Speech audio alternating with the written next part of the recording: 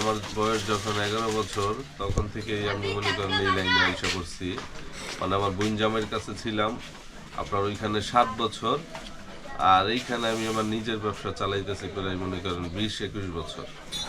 আমি যখন ব্যবসা শুরু করছিলাম তখন তো মনে করেন দেশের অর্থনীতি অবস্থা ভালো ছিল। তখন দেখা গেছে মানুষ 1 টাকা কামাই করলে চাইনা রাখার মানে সময় তখন ভালো ছিল। কিন্তু 2010 সালের পরের থেকে মানে ফখরুদ্দিন আমলের পর থেকে মানে দেশের অর্থনীতি অবস্থা খুবই খারাপ, আর ব্যবসা বাণিজ্য মানে খুবই খারাপ। এরপরের থেকে মনে করেন লকডাউন করোনা যাওয়ার পরে আরও খারাপ। তাই বিনিময়ে মনে করেন এখন আমরা এই কাজ করি পেটে ভাতে আর কি সমান। এই যে ধরেন এই যে এই ব্যাগটা, ওই যে ওইখানে ওই ব্যাগটা আমরা মনে করেন 24 পিস কাট মানে মার্কেট থেকে আনা হয়, 24 পিস কাটা হয়। ওই দেখা গেছে কাইটা এটা সিলাইতে হয়, সিলাই মালটা উঠাইতে উঠে পরে মনে করেন মার্কেট চাষ করতে হয়।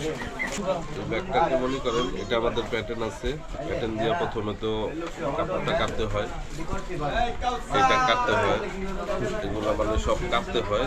কাইটা মেশিনে প্রথমত এটাকে শিলানো হয়, মানে ছাঁটাই করা হয়। ছাঁটাই করার পরে হইল আপনার এইটাকে ফিতা লাগানো হয়, ফিতা লাগে এটাকে ফিতা করে লাগানো হয়। তারপরে মনে করেন এই যে পকেটটা এটা চেন কাটিং করতে হয়, এটা লাগাইতে হয়, এটা লাগাইতে হয়, এগুলো লাগাইতে হয়। তারপরে মনে করেন এটাকে সিলি দিয়ে বসানো হয় চেনের উপরে, পরে এটাকে আবার এটার উপরে বসানো হয়।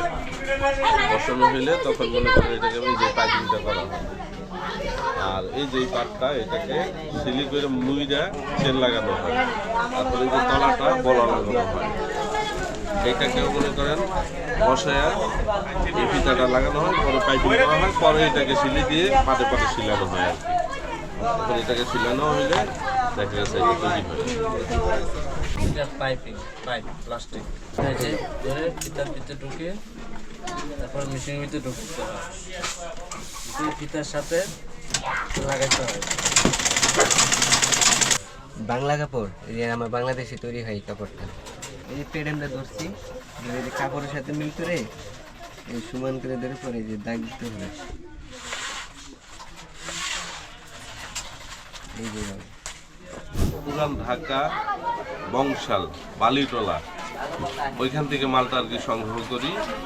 ওইটা আমরা নিজেরা আই না, এটা আমরা মানে প্যাটার্ন কাটতে হয়, কাইটা যে কোনো ব্যাগের একটা স্যাম্পল তৈরি করতে হয়, তৈরি করে আর কি ওইটা আমাদের বানায় মার্কেট সাপ্লাই করতে হয় আর কি।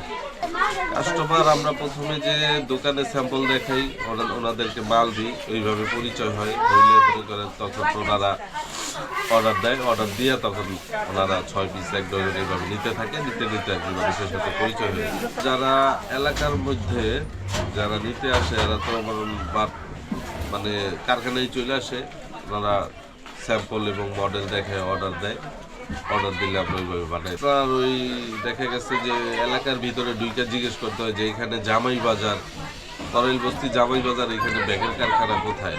তখন অনেক মানুষ জানাশোনা, দেখা গেছে একটা ব্যবসা প্রতিষ্ঠান প্রায় 26, 27, 28 বছর ধরে আর কি, অনেক মানুষই চিনা জানা। ঠিক আছে, এইটুকু ঠিকানা, এই বস্তি এলাকা তো এর বেশি আর ঠিকানা আর কি লাগে না।